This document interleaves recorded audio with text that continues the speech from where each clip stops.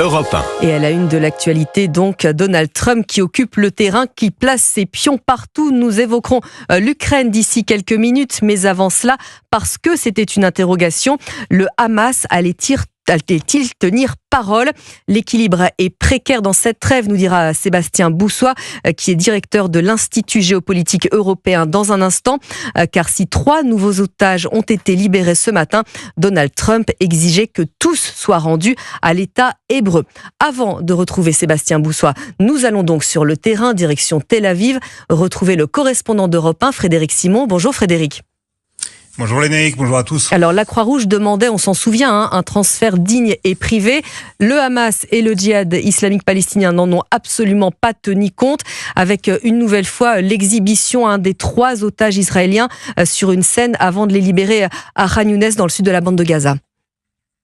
Oui, cela dit, la libération des 3 anciens otages désormais s'est déroulée sans incident et plus rapidement que les fois précédentes. 2 des 3 anciens captifs sont arrivés dans l'un des hôpitaux du centre du pays. Ça ne saurait tarder pour le 3e. Mais le Hamas, en effet, et le djihad islamique, l'autre groupe terroriste impliqué, n'ont pas renoncé à la mise en scène cynique qui accompagne presque chacune des vagues de libération. Tour à tour, les 3 captifs ont dû monter sur une estrade pour y prononcer des propos dictés par leurs ravisseurs. Cela dit, les Israéliens ont pu constater avec un certain soulagement tout de même que les 3 hommes, certes amaigris et affaiblis, semblent être dans une meilleure condition physique que celle de ceux qui avaient été libérés samedi dernier. Quelques mots sur les 3 Israéliens relâchés ce matin. Alexander Sacha Troupanov, israélo-russe de 29 ans.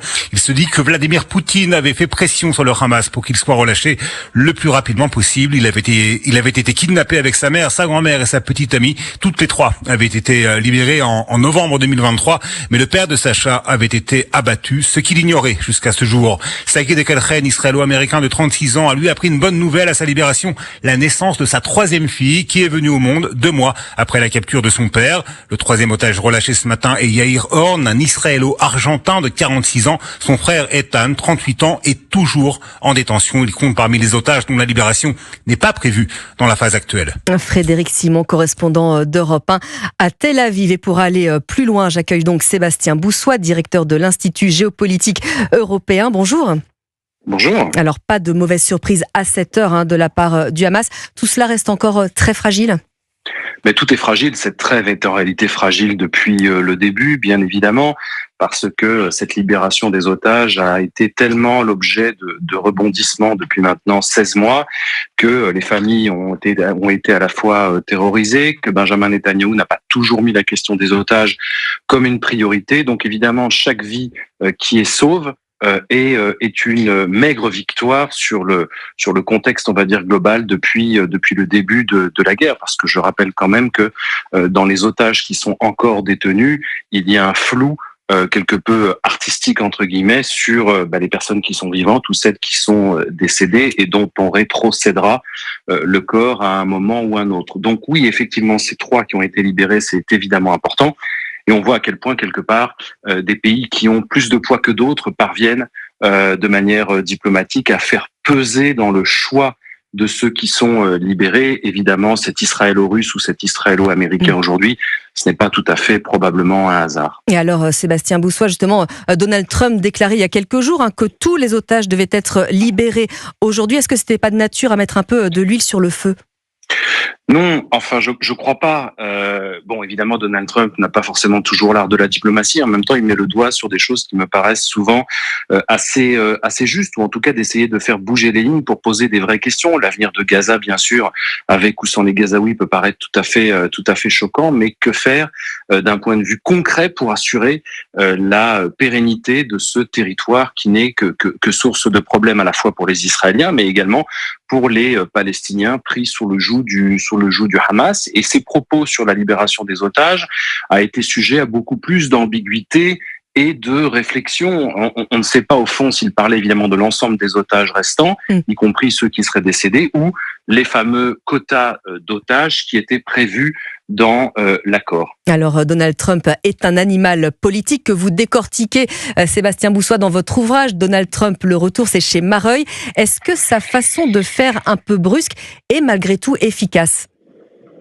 Alors, tout dépend où on place le curseur de l'efficience ou de l'efficacité. Ce que je constate, c'est que par rapport aux personnes qui l'entourent également, même s'il n'est pas forcément toujours le plus habile dans la diplomatie, le service après-vente est souvent assuré par des personnes dont on ne soupçonnait pas forcément, à part qu'ils étaient soit anciens businessmen, hommes d'entreprise ou autres, chefs d'entreprise ou autres, des personnes qui ont quand même un talent et une expertise de toute évidence nécessaire dans des situations de crise telles qu'on le traverse entre l'Ukraine et la Russie, mais également entre Israël et Gaza.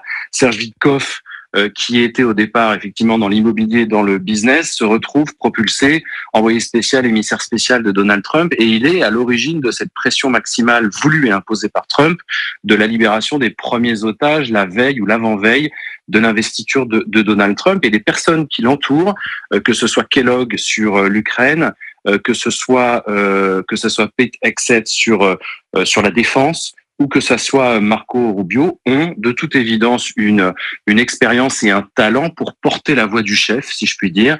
Et on a d'un côté effectivement le manque peut-être de diplomatie, mais on peut s'interroger aujourd'hui de l'efficacité en réalité de la diplomatie et des institutions internationales telles que Donald Trump les critique. Et puis l'idée de passer à un moment ou un autre à l'action pour parvenir à un deal, à un accord. Et je crois que pour le coup, Donald Trump est relativement bien entouré, y compris de son vice-président, pour imposer cette force qui ne fonctionne plus ou qui ne fonctionne pas, en tout cas pour l'instant, de ce multilatéralisme affaibli et de cette négociation d'homme à homme, entre guillemets. Vous savez, en Israël, quand on s'énerve un peu, on dit maintenant on va parler arabe. Il y a vraiment quelque chose de cet ordre-là chez Trump, de hausser le ton dans un contexte global où on a beaucoup de personnes qui haussent le ton, qui ont du caractère, de la pugnacité et du charisme. Et je crois que Donald Trump, au-delà de sa personnalité, n'aurait pas d'autre choix quelque part de fonctionner de cette manière. Et c'est ce que l'on peut découvrir également dans votre ouvrage, Sébastien Boussoit, Donald Trump, Retour vers le futur, aux éditions Mareuil. Merci d'être intervenu sur l'antenne d'Europe.